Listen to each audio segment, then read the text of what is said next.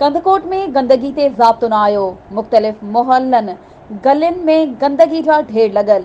Main रोडनि ते गटरनि खे ढकण न हुजण करे शहरी गटरनि में किरी पवनि था। गंदगी हुजण करे केतिरियूं ई बीमारियूं जनम वठण लॻियूं। इन हवाले सां शहरनि जो चवणु हो त हाणे तव्हां हिते ॾिसो, शहर जा छड़ो हैबत रोड न आहे, मिर्ज़ापुर माले में वञो, गुलशेर माले में वञो, चन्नापट्टी में हेॾो पाणी बीठो आहे। चन्नापट्टी में हेॾो पाणी बीठो आहे, साकी मोड़ वञो, शहर जी हालत छा आहे। पर असां हिननि खे ॿुधाइण चाहियूं था त फौरी तौर ते जेके हैबत रोड खे ढकण ॾिना वञनि, जेकी नालियूं गटर खुलियल आहिनि उन्हनि खे ठीकु कयो वञे। ठीकु न कया विया त GSL माज़ तरफ़ां जेको एहतिजाजी तहरीक जारी सारी रहूं थी। वधीक ख़बरुनि ऐं अपडेट्स जे लाइ असांजे चैनल खे सब्सक्राइब कयो ऐं हा, बेल आइकन खे प्रेस करणु न विसारिजो त जीअं असांजी हर नई अचण वारी वीडियो तव्हां ताईं पहुची सघे।